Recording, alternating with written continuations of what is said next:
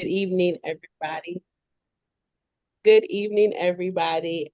Welcome, welcome. One, to some warmer weather. If you're in Maryland, we appreciate that as it's been very cold. But welcome to our March edition of Ask the Expert. And today we have Dr. Otis Brawley as our esteemed guest today. And I'm so excited because not only is Dr. Brawley our guest for the evening, but he runs our COE program here at Johns Hopkins Sidney Kimmel Comprehensive Cancer Center. And we're very grateful for his contributions to cancer prevention and control. So I'm going to give a quick bio and then we're going to hop right into this interview. Okay, Dr. Brawley? Sure. So Dr. Otis Brawley is a globally recognized expert in cancer prevention and control. He has worked to reduce overscreening of medical conditions, which have revolutionized patient treatment by increasing quality of life and reducing health disparities. Dr. Brawley's research focuses on developing cancer screening strategies and ensuring their effectiveness. He has championed efforts to decrease smoking and implement other lifestyle risk reduction programs, as well as to provide critical support to cancer patients and concentrate cancer control efforts in areas where they could be most effective. Dr. Brawley currently leads a board of interdisciplinary research efforts on cancer health disparities at the Bloomberg School of Public Health and the Johns Hopkins Kimmel Cancer Center, striving to close racial, economical, and social disparities in the prevention, detection, and treatment of cancer in the United States and worldwide. He also directs our community outreach programs for underserved populations throughout Maryland. Please help me welcome Dr. Otis Brawley. Dr. Brawley, thank you so much for spending some time with us this evening. My privilege, my privilege. This is one of the most important things I could do. Yes, so March is Colorectal Cancer Awareness Month. And I know that there could be a stigma that colorectal cancer is a problem for old people, if you will. But I believe that there is an increase in young people with colorectal cancer. So, can you explain why this misconception of awareness is and why and what's going on? Like, are we too Yeah, young? yeah. Colorectal cancer and a number of cancers are now starting to crop up more and more in people, especially in their 40s, but also occasionally in their 30s. And you sometimes hear about it in the news a little bit. Germinal, would you highlight slide number 5 there, please? Okay, this is just the incidence rate of cancer broken down by age. And I like to always go to the data. Sometimes people who want to talk about science and medicine don't talk about data. I like to talk about data. Here Let's you can see for people under the age of 50, you can see for women, there is a rise in incidence of all cancers starting from 2000 onward. For men, it's flat. You can see a decline for men in 50 to 64, a decline for men over 65, and it's relatively flat for women over the age of 50. This rise is due to a number of cancers. Go to the next slide there. It's due to a number of cancers. In women, it's due to breast, colorectal, and thyroid. In women, or in men, I should say, there's an increase in colorectal, kidney, and myeloma, but it's flat because there's a decline in so many other things. So part of the message is we're doing some things right, but we want to focus again on this colon cancer thing. Go further for me. These are the cancers for which there is a rise. And but let me just cut to the chase and give you in 1995, 10% of all colorectal cancers were in people under the age of 55. Today, it's about 20% are in people under the age of 55. And so, yes, we do have a problem. It is a problem that we need to deal with, and we need to deal with it and not forget about the other cancers as well. So, And what's so, your next? and so, Mhm. and when dealing with it, because let's say you're saying under 55, I know the screening age for colorectal cancer is Yeah. 45.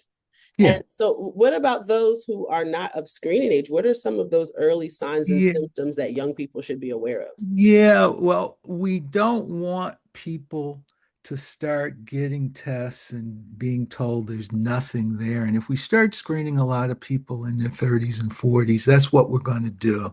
We're actually going to start even hurting a few people with screening. So the thing to really focus in here is symptoms. People need to, well, first, know your family history.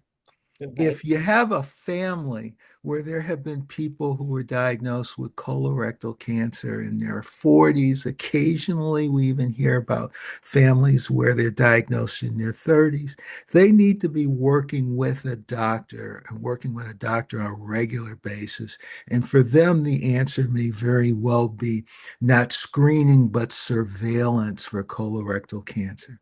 For most of us who don't have that family history, we need to be clued into symptoms. We need to know if we have abdominal discomforts on a regular basis, if we have it can be pain, it can be gas, it can just be some upset feelings. If Mhm. we have a change in the caliber of our stool, or if our bowel movements and bowel habits are changing, if we have blood in our stool, if our stools are black, any of those things, we need to make sure that we go to a doctor and work with the doctor. And the thing to realize is most people who have a little bit of queasiness or problem with their abdomen is going to go away and it's not going to be cancer. And so you need to work with the doctor over time. And if it doesn't go away, you need to keep going back and having a good conversation. And that's perhaps when not screening tests, but some diagnostic tests might actually be appropriate. That seems like a good opportunity for you to keep like a symptom diary. If you're noticing something on a regular basis, write it down, keep note of how long it's been going on. I like that. If you bring a written diary in, the doctor's going to take you a lot more seriously because yeah, think about being a doctor here. A lot of people come in and say, I have this problem and that problem. They expect a test. And the majority of those people have no problem whatsoever. And all that's going to happen is they're going to be inconvenienced by the test. And some people, even when we talk about colonoscopy or X-ray, one of my big things is, a little over 1.5% of all cancers in this country are caused by medical X-rays nowadays. We don't want to do unnecessary tests. We need to do the tests that need to be done. And I love that idea of a diary or a log of your symptoms and time to demonstrate how long it's been going on, what the severity is.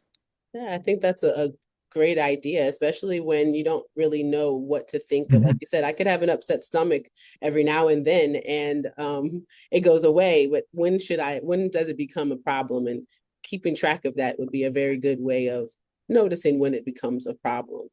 Yeah, yeah, yeah. And the other thing was give me slide number 13 there, Germinal. I want, again, I like to show people data. Okay. The issue here is for people under the age of 55. In 1999, for every 100,000, 11.1 died of colorectal cancer. Today, just before COVID, it was at 12. It went from 11 to 12. But look at the numbers for people 55 to 64. It was 35 and a half, but it's gone down to 24.4. Or for people 65 to 74, it was 77 per 100,000. It's gone down to 41.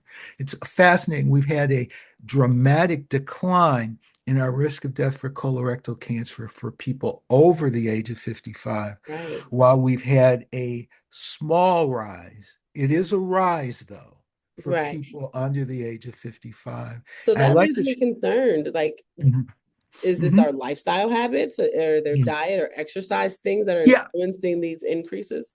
that's a really, really important point. First, I want to say I show this slide because I don't want people who are over 55 to think I don't need to get screened, or I don't need to worry about colorectal cancer, because the truth of the matter is we do want to screen people over the age of 45. And that can be stool blood tests, stool DNA, colonoscopy. But 40% of people over the age of 45 are not getting screened at all. So Mm, let's not talk about colorectal cancer in young people and make people think, oh, I'm old, I don't have to worry about that. Now, right. the causes of colorectal cancer are on slide 25. And uh, it is not exercising, and being obese or overweight increases risk of colorectal cancer. Smoking, heavy alcohol use, a diet that is low in fiber and high in fat, people who eat a lot of processed meats and processed foods, calorie dense foods. We actually think microplastics and forever chemicals may also be a problem. The other issue that a lot of us are looking into now is the bacterial flora of the gut. And people's colon have normal bacteria. The types of bacteria that people who get colon cancer have are different from the types of bacteria that people who don't get colon cancer. We call the type of bacteria in your gut the microbiome. And Hmm. so a lot of us are actually wondering, is it too much or inappropriate use of antibiotics when people were kids that are causing them to have colon cancer when they're in their 40s and 50s? This is a big question that we're asking about. So, yeah, That's one can very turn it. interesting. Yeah, yeah, No, that's just a very interesting concept that to think that, things that are saving our lives or helping us could potentially have these kind of consequences down the road. Well, one of the things that we've been talking about a lot recently is that in the case of antibiotics in childhood, we in the American culture, more so than in Europe or Canada, have overused antibiotics over the last 30 to 40 years. Yeah, Mm. and we've used them when we should not have. And this may be the cost of using them when we should not have. And by the way, this colon cancer in young people issue is not occurring in Europe the way it's occurring in the United States. That's very interesting that and it segues right into the next point so perfectly. And so if we're noticing that these kind of trends aren't occurring in other places, and that would lead me to believe that the microbiome of young people in these other places is different than ours. What It are some is. particular lifestyle changes young people should make to improve our microbiome if it's even possible? Yeah, yeah, that's a really good and really important thing. The most important thing that we all can do, especially, I said, maybe what happened when you're a kid. Now you're 45 years old. What should I be doing? The most important thing, and this is not just a colon cancer message, this is a cancer message. And actually, when you get beyond that, it's a cardiovascular and diabetes message as well. The most important thing that we should do is reduce our consumption of red meat and heavily processed foods as much as possible. Uh, then we should all try to eat 5 to 9 servings of fruits and vegetables every day. By the way, less than 15% of American adults consume 3 servings, and I'm saying we Mm. should all do 5 to 9. We should all try to do 150 minutes of moderate intensity activity or 75 minutes of vigorous intensity activity per week. 150 minutes of walking around the block, per week is Yes, I actually always going to tell prevent. I Mhm, tell people my rule of thumb when it comes to mhm, moderate exercise, you should be mhm. able to, talk, but you shouldn't be able to sing a song. If you Yeah, get a little winded when it comes to yeah, singing a song, and that's how you know you're kind of working your yeah. heart at a You, moderate pace.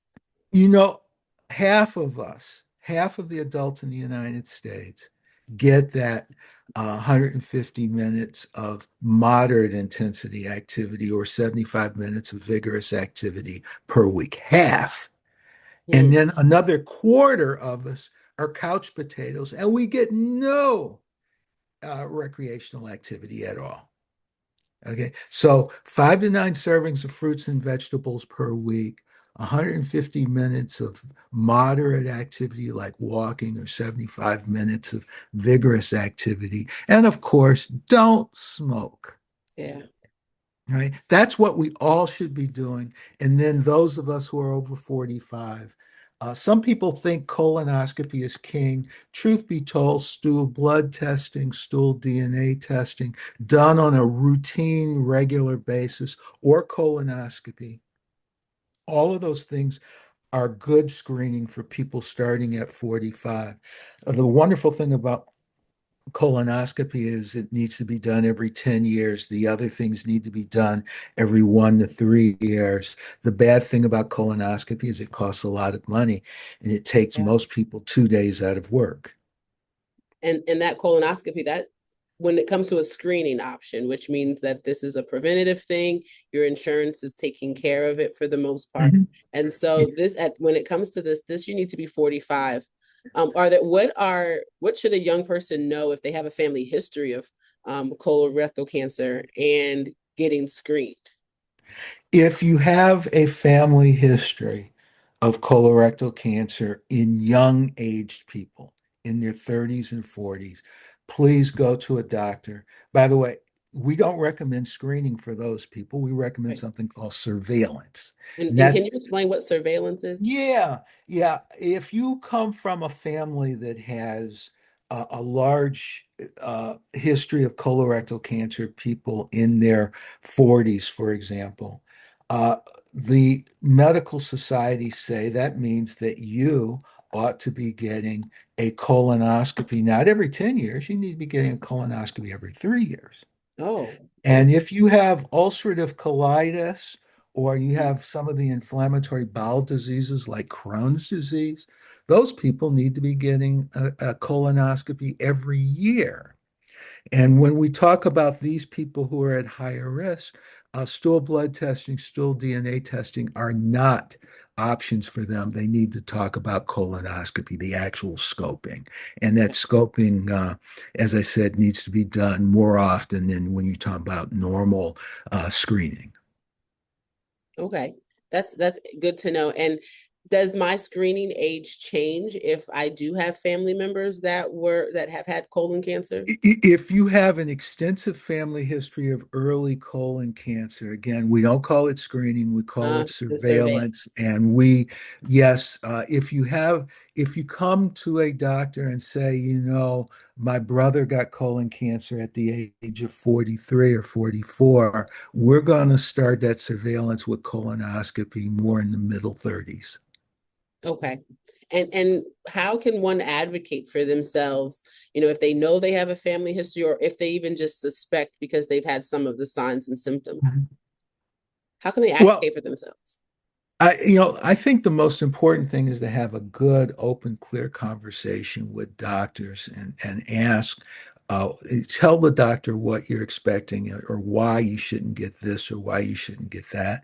And in some instances, you need to go to another doctor, but in other instances, the doctor will explain to you. And I think more often than not, when I've had to get involved, when there was good communications, both sides ended up understanding what the other was saying and could come to some agreement. Okay. One of the great problems in medicine nowadays is very frequently doctors only have 15 minutes or so to talk to patients, and that's unfortunate.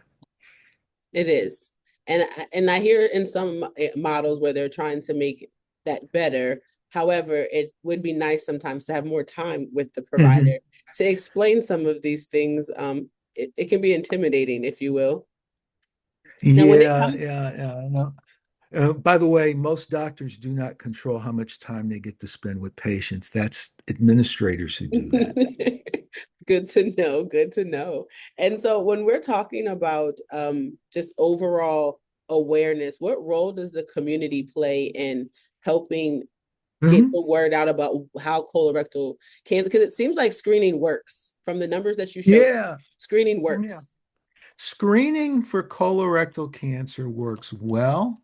We can save a lot of lives, especially in people over the age of 45 with colorectal cancer. I cannot overemphasize the number of people in their 50s and 60s who should be getting this. About 40% who should be getting screened are not getting screened. Mm. And we could prevent about somewhere around 25 to 30% of all colon cancer deaths that are occurring right now could be prevented if everybody over the age of 45 were up to date in their colon cancer screening. Right. So, so yeah, it's there are controversies. Should we be doing prostate cancer screening? I don't know. Should we be pushing lung cancer screening as much as we are? I think the answer is yes.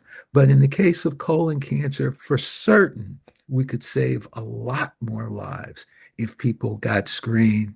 And if younger people, and it's actually very common, by the way, you'll diagnose someone who's 43 or 44 with colorectal cancer, and they've been ignoring or sitting on symptoms for 2, 3 years. Wow. Very recently, we had an actor who died at the age of 49 of Hmm. metastatic colon cancer. And when talking to his family, they said, he used to mention that he was having blood in his stools for about 3 years before he was ever diagnosed. Wow. And that also speaks to the role that family and a support system and community can Yeah, play. And when you hear a loved one expressing these things, kind of yeah, pushing them towards it. And so when you talk about having these symptoms for years, what are the stages of of colon cancer, sure. and at each stage that survival, what does that look like? And what does Okay. screening, how can screening help in those early stages? Well, early diagnosis for people who are not of the screening age and screening diagnosis for those who are of the screening age. Stage one disease is very localized. 95% or more people who are stage one are cured. Stage two is still very high cure rate. That means that the disease is still relatively localized, but a little bit larger.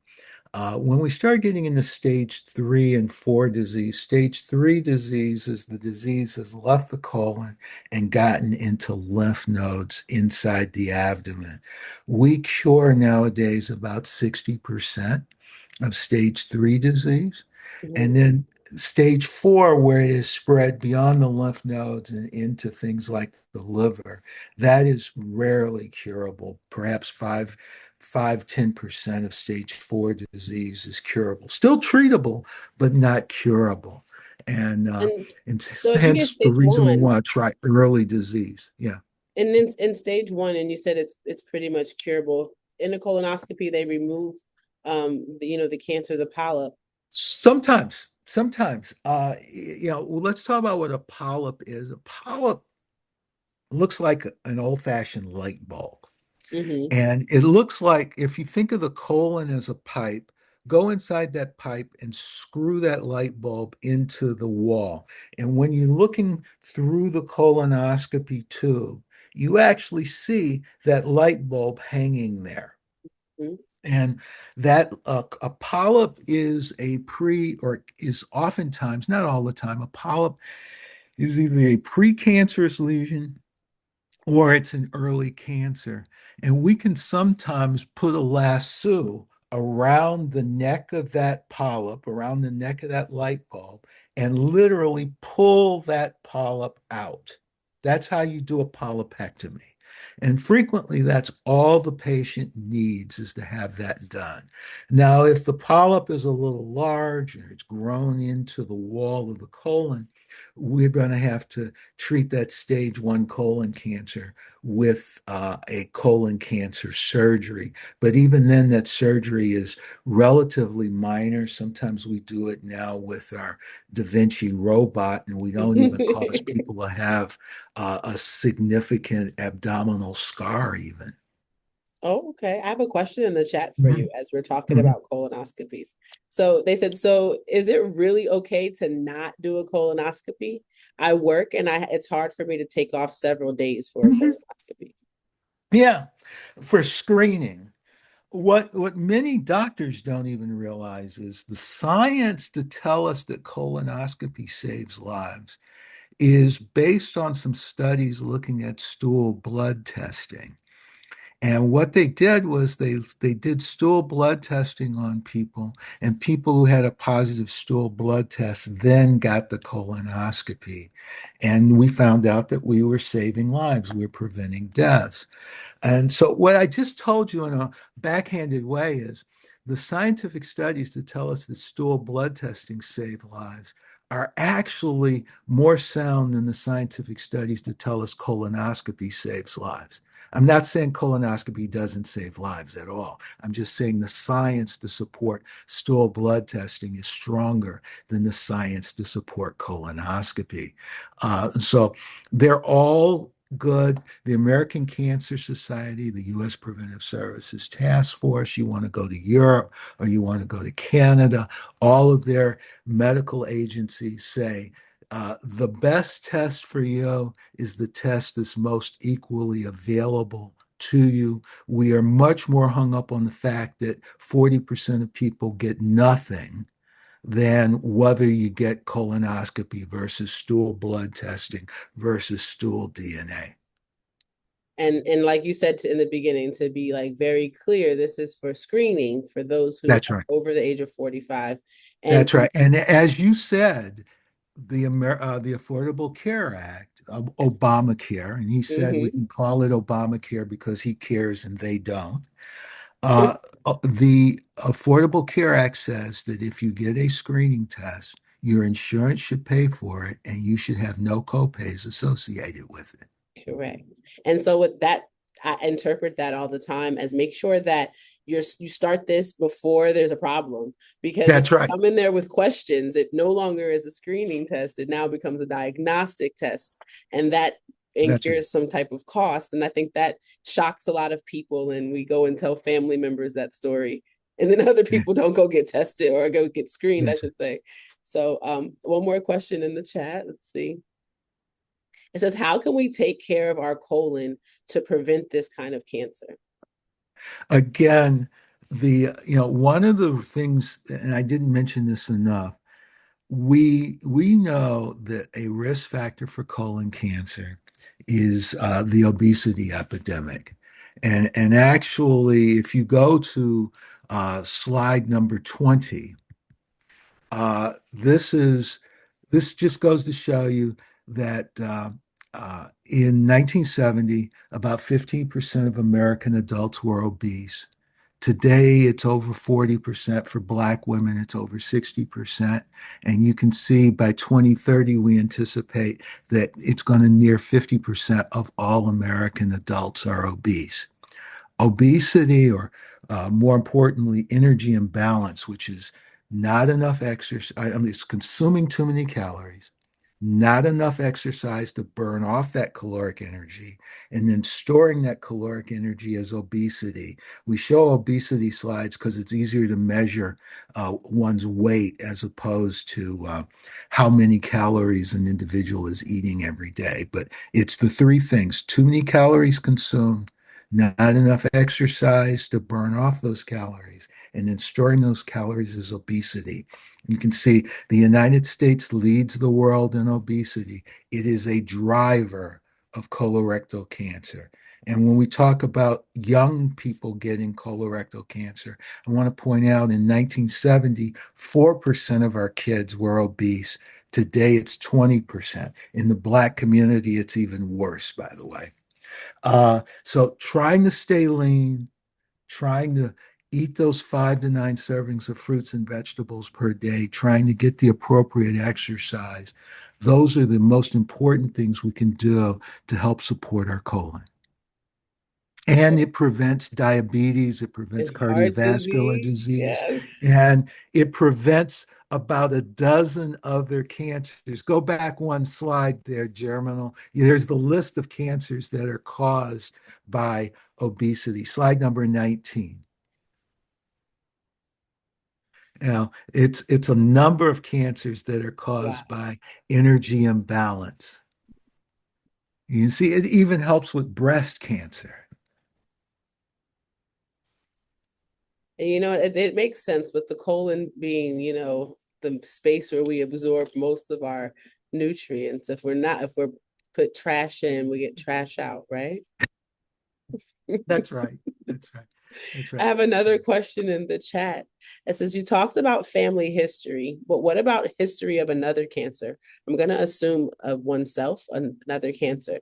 Also, thinking about how you talked about the possibility of childhood medications being a cause and linking that to the treatment for childhood cancer. Uh, the first question is a little bit easier to answer. Uh, and I'm still pondering that second question. Linking childhood cancer to what? Yes, Danielle, if you could go back in the chat and Yeah, let me answer the first question while you're doing that. Uh, we have pretty good data to show that people who have what's called the Lynch syndrome, or it's now mismatch repair gene, are at higher risk of ovarian cancer and endometrial cancer and some colon cancers. We have a few other genes that do travel in families, P53 or the Li-Fraumeni gene, where people at a little bit higher risk of colon cancer and a number of other cancers. That being said, this is probably less than 1% of the entire cancer population. The majority of people who get colon cancer have what we call sporadic colon cancer, and that is it just happened. It just happened. And some people, it's going to just happen because of the high fat diet or because of the obesity. But there are people that you're going to see who have lived pristine lives. They never took an antibiotic in childhood. They've always been thin. They are, for religious or other reasons, vegetarians, and they never eat red meat. Yet they have a wonderful family history of people living to the age of 100, but yet they have colorectal cancer. And unfortunately, that happens. I cannot explain the reason for at least half of my patients getting cancer, except it just happens. and so we can't link any, like, for a fact, link a food. There's a specific food that we know causes cancer. We just kind of have this, the Mhm. processing, high fat Yeah, content. Those are yeah. just what we have to kind of go by. That's right. That's right. The Should we one even thing, eat meat? well, how we epidemiologists learn things like this is we study populations that are different. Seventh-day Adventists who are vegetarians have a lot less colon cancer than people who eat meat. People Interesting. who eat a Mediterranean diet that's high in fish and high in olive oil and high in nuts have less colorectal cancer than people who eat a lot of red meat. Red meat is lamb, beef, and pork, by the way. The World Health Organization, which is the United Nations Cancer Agency, has a list of carcinogens out there and list of things that cause cancer, that are known to cause cancer. Of course, tobacco is on that list. Most Right. people don't know beef, lamb, pork, all the red meats are on that list. If you cook fish or chicken, if you grill it and that black char, that's on that list too, of things that cause cancer. We like to encourage people to eat fish and chicken, but not to grill it or and have that char on it. Sounds like you're just taking away the fun, Dr. Brawley. The grilled chicken's the best kind. So Danielle did make some clarification. She said the amount of medication that we use to treat childhood cancer, and Huh. could that later affect colon cancer, I guess, in that individual. Yeah, that is not a huge issue. We do worry about some of the chemotherapy drugs used in adult medicine as well as in childhood cancer, causing especially leukemias. Mm-hmm. Uh, and we worry about I already told you that 1.5% of all cancers in the United States are now caused by medical radiation. So we do worry about those things, but not colon cancer per se. By the way, the amazing thing about childhood cancer is there are about 1.6 to 1.7 million Americans diagnosed with cancer every year, of whom 15,000 will be children.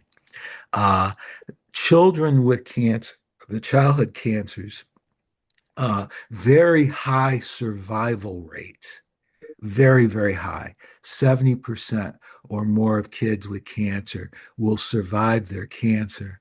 But as I've already intimated, some of the chemotherapies cause people to get leukemias. We literally have people who survived their childhood cancer to die of a leukemia from the cure 20 years later. And uh, and many children who survive cancer have up to five comorbidities, and they can be cardiovascular issues, they can be breathing issues, Mhm. uh, you know, from uh, from uh, uh, from the effects of successful treatment. Wow, that's interesting. We have another question from the chat. It says, even though diet plays a major role in colon cancer, is there any research efforts looking at the impact of one's emotional or mental state in that association with colon cancer? No, I don't know of any. I've seen people try to look at that, but I've seen nothing that's actually a positive connection. Yeah. I can see how potentially, emotional distress can lead to them not the best decision making, where we might eat more processed foods and do the things that aren't the best for us, a more sedentary lifestyle. So I can see how potentially that may lend a hand in contributing to the habits we already shouldn't be doing, right? Mhm. Yeah, yeah, but in terms of do certain emotional behaviors lead to an increased risk of colon cancer? No, I don't see that. Where we actually do see it, by the way, is certain people who are very nervous are more likely to smoke, and therefore they're more likely to end up with cardiovascular disease due to smoking, or some of the respiratory and aerodigestive cancers due to smoking. And it's not the emotional issue itself, it's the emotional issue causing something that leads to Right. increased risk of the cancer. But in terms of colon cancer, we don't have anything. There are, and this might be what the person is thinking about, there are some emotional issues that have been tied to inflammatory bowel disease, and it may be caused by the inflammatory bowel disease. And I noted earlier that people who have the inflammatory bowel diseases, ulcerative colitis and Crohn's colitis or Crohn's disease, are at increased risk of cancer as well. But there it is, the inflammatory bowel disease tends to, for some very interesting mechanisms, cause people to be more nervous and have more emotional issues. Well, that is a very interesting situation to be in. I can understand Yeah. the nerves when you Mhm. have a issue going on like ulcerative colitis. Yeah. So when it comes to young people moving forward and thinking about our day to day, what are some small things that we can implement into our lives that can ultimately um, benefit us? Yeah. Well, I think the most important is those diet and exercise things and not smoking. I would try to have a diverse diet. By the way, as an epidemiologist, we don't believe that you can exclude carcinogens from your life. We actually recommend people manage their exposure. 2 to 3 servings of red meat per week is totally acceptable. An occasional drink of alcohol. Alcohol has less been implicated in colon cancer, although there's some signals that it can cause some colon cancer. But, we think about 15% of all breast cancers are linked to alcohol now. That's an Uh, interesting thought, though, Dr. Brawley, because you figure, like, alcohol usually causes a lot of digestional discomfort. And so you would think that there was a link between alcohol and colon cancer. yeah, alcohol causes liver cancer. Alcohol causes liver cirrhosis and leads to liver cancer. We have less a signal. Now, I'm not saying that alcohol doesn't cause colon cancer. Listen to me carefully. We don't have a good signal that it does. Understood. Okay. And uh, but I think uh, a little bit of beef, a little bit of alcohol, controlling one exposures to those carcinogens. Uh, now, of course, when we talk about tobacco, we can exclude tobacco from our lives and be much better for it. But it's okay to eat a little meat. It's okay to eat a little alcohol, drink a little alcohol. But please, 5 to 9 servings of fruits and vegetables, decrease the processed foods, especially. In the United States, we've increased our consumption of processed foods dramatically over the last 50 years as we've had that increase in obesity.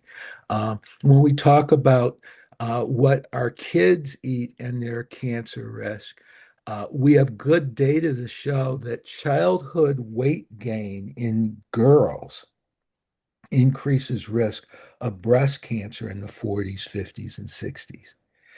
Less data on childhood weight gain in boys being harmful, but trying to do all the good things and all the things that our mother taught us regarding good weight, fruits and vegetables, and exercise. That's all that we really need to do. Okay, so what about adding a probiotic? Does that have any benefit or digestive Yeah, enzymes? I'm gonna be a really stickler to the science here. We have very little data to show that a probiotic is beneficial. We have almost no data to show that a probiotic is harmful. So I have no problem with people taking a probiotic. I'll tell you what's wonderful for repopulating the gut in terms of the microbiome is yogurt Tasty. high in calcium. Now, the problem with a lot of the yogurt that we have nowadays is a lot of sugar in it, a lot of processed Right. sugar. But yogurt, especially the Greek yogurts, are very good for the bowel in terms of repopulating the gut. When we have people who have to take antibiotics and they end up with diarrhea because of the antibiotics, we very frequently tell them to take active culture yogurt to accumulate the good bacteria in your bowel. See, that's a good tip, because sometimes probiotics, another pill, something else to remember. But, yogurt is a great treat that you can have for yourself. You can get the vanilla kind that has limited sugar, add some fruit on top that gives a serving of Yeah, the fruit that we're supposed to have for the day. You see, you're leaving here with gems this evening, you guys. If we have any more questions, make sure you get them in the chat within the next 10 minutes so that we can make sure we get them all answered today. And so when we talk about probiotics, what about digestive enzymes? Have you heard anything about that, mhm. or is there any necessity to have them? Digestive enzymes are necessary for a small group of people who have pancreatic insufficiency. Now that's a small group of people. If you think you have pancreatic insufficiency, go see a doctor and actually get the diagnosis. There's a company that wants to make money selling their pancreatic insufficiency supplements right now. It has a whole bunch of ads on TV. They're trying to take advantage of a whole bunch of people by making them think maybe I have pancreatic insufficiency, so I'll spend my good money that I should be spending on apples and I should be spending on pears and Very good peaches, point. broccoli. I'm going to spend it on this pancreatic insufficiency drug. If you think you have pancreatic insufficiency, go to a doctor and get it diagnosed and find out if you're one of the few people who really need those pancreatic insufficiency drugs. The way I like to think about it is uh, the average person who is out there, they're more likely to win the lottery this year than they are to end up needing pancreatic insufficiency drugs. And That's good to know. quite honestly, they're more likely to win the lottery if they don't even buy lottery tickets. See, that's good to know. That kind of goes back to your point of, using antibiotics too much. And while I know we're not providers, it still goes, we, Yeah, we tend to try to take health into a bottle and yeah. figure out a pill that can fix this and supply this when we should just be eating whole foods. Yeah, you're starting to learn a little bit about my philosophy about medicine. One of the reasons why I got into trying to talk people down off of a lot of this over screening, and we screen in things that we don't need to screen in, and don't screen in things we do need to screen in. We're wasting resources, taking those resources that could be used to actually help people who need them away from people who actually need them. And so, uh, and then sometimes we actually hurt ourselves Yeah. by overusing. It used to be very common. I'm a little older than you. It used to be very common for people my mother's age to take their kid to the pediatrician and insist that they get a penicillin shot for their cold or insist that they get antibiotics for their earache. And the doctors would give them to the kid just to get the mom out of the office sometime. And now Yeah. we're starting to worry that that may be causing colon cancer. I've even had experiences where maybe we're not sure, the culture hasn't come back, but hey, start these Yeah. antibiotics anyway. Hmm. And it's like I get the sense of urgency, but perhaps that Hmm. should be on the test side over the give me Hmm. antibiotics side. And it's very interesting how we respond to these fires that don't quite exist yet, and then we end up creating whole other meltdowns down the line. I have a That's right. couple of questions in the chat for you. One said, it might be a little bit out of scope of our talk, but is the obesity epidemic affecting other cancers like it's affecting colon cancer? Yeah, the obesity epidemic, I think, Germinal, you may have that slide there. The obesity epidemic is linked to at least 12 different cancers. Among the cancers that the obesity epidemic is linked to are endometrial cancer is the far worst or the most highest.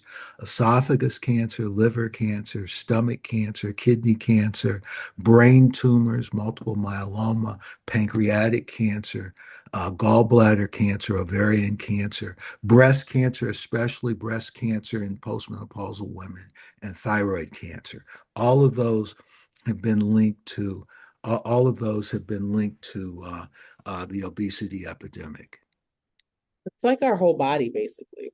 Yeah. Well, now, if I were to give you a list of cancers caused by tobacco, it's 18 cancers. This is just 12. It doesn't need to get any worse, but it's scary to think that something like just eating food is putting us in the danger similar to tobacco. It's Well, eating clearly too eating the much bad, food. yeah, too much food. It's eating But too like much food. Yeah. Uh-huh. that's something that when you think of, oh, food and water or food and drink, you think of the things that sustain life, and here we are over consuming it, and it's becoming more of a problem. Yeah.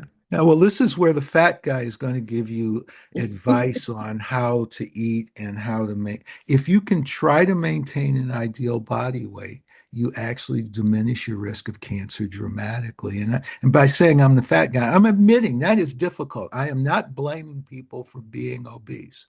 It is Yeah. very difficult, especially in the United States. And we really need to look at our way of life, because we don't have, I showed you the data earlier. Other countries do not have the obesity problem we have. The couch potato thing is a real problem. We actually know that because Canada um, only has an obesity problem near the American border where they could get TV signal in the 1970s and 80s from the United States. Okay, Very the interesting. television has done this to us. Uh, Fast food, of course, has done this to us. And worse than fast food was the drive-through because Yeah. you no longer had to burn the calories To getting out of walk the in the car and store. walk. Yeah. And By the way, so little tidbit of totally useless information. Wendy's invented the drive-through. sometimes their burgers are the best. Okay. So when it comes to our diet and what about supplements? Should we be Yeah. adding supplements? Are they good? What are they not good? The supplement industry they're worse than the pancreatic insufficiency folks. Um, there is nothing wrong with taking a multivitamin a day. That would be a good thing. There are a few people who are going to have iron deficiency and need to take some iron. They need to talk to a doctor about that. By the way, iron can cause bowel irregularity and abdominal pains and other things. There's occasionally someone who's going to have folate problems, and this is especially true, by the way, for pregnant women. Occasionally, people who have B12. Some Black people have a vitamin D deficiency, and they need to take vitamin D and K. But these are all things that, in the ideal world, the doctor or the health coach and the patient would be working on. But most of those things, and you go to Walgreens or CVS, and you got all this The whole incredible aisle. raw, all of that is just garbage. And if you ever look at the commercials on TV, they all say this has not been reviewed, this message has not been reviewed and approved by the Food and Drug Administration. That tells you enough right there. Walk away from it. Waste of money. Go Somebody take dropped that it. money and mhm. Exactly. Like I eat whole foods. Like you said, go buy Yeah, apples. yeah, yeah. It's a hard lesson But to learn yeah, though, because they yeah, do a great job yeah, selling you on yeah. getting a supplement. But by the way, you don't necessarily even need to buy organic food either. When you talk about fruits and vegetables, run them under some water and they'll be fine. Uh, Now, when you talk about beef or you talk about poultry or you talking about milk and that sort of stuff, I do prefer, and I'm not just me, people in my business do prefer things that have not been treated with hormones. They will treat chickens with hormones so they can fatten them up and they don't get various diseases or they don't get various diseases, and then you can fatten them up. Some of those hormones will be in the meat, and you will consume them, and Mhm. it will change your microbiome. Now, is that the same? Could that also speak to the increase in antibiotic usage for antibiotics being used in our food and then we consume? It's a different, it is the same issue. It's a different way of getting the antibiotic into you, but it is the same issue. It can change your normal flora and it can cause problems later on. Interesting. And so I have one last question from in the chat before we close out for the evening. This has been such a good talk. I am so appreciative of everybody in the audience who has been asking questions. So, Dr. Brawley, since you mentioned the obesity rate and increase in chronic diseases in the US compared to Europe, do you feel that there should be an increase in educating the public regarding ultra processed foods and the chemicals in our food compared to those that are banned in other countries? Yes, I do, is the answer. I'm not going to give you a Washington answer, but I will go further and tell you that I am concerned that some of what we're hearing from the current administration is actually the right thing, but some of it is the wrong thing. To go back and say that whole milk is okay is wrong. High fat diets actually can be very harmful. But the current administration has talked about decreasing the amount of especially ultra processed foods. Give you an idea of what an ultra processed food is: salami, uh, uh, you know, um, Bacon. roast Go turkey ahead is and break better than smoked turkey. Oh, bacon is the ultimate in processed Go ahead food and with break some nitrates and hearts. stuff. Yeah, yeah. But calorie dense processed food. Some of our breads, by the way, some of our white breads now are heavily processed so they don't spoil as quickly. Uh, Yes. what we really like are whole wheat breads that have not been heavily processed with things for anti-spoilage. Uh, those things are good. I worry that the messages that we're starting to get from government are very mixed. And at a time, there was a time when we didn't get enough of these messages, and now I worry we're getting some messages, some of which are just wrong, like the whole milk thing or the anti-vaccine thing. Well, I think we could probably talk about that for days, Dr. Brawley. But on this platform, I think we have just about run out of time. Yeah. Dr. Brawley, I thank you so much for the insights that you have brought to tonight's conversation. And to everybody listening, I hope that you take an opportunity to reevaluate what you're putting in your gut because our colons matter. Thank you so much. And until next month, have a good evening. Thank you. Bye, Dr. Brawley.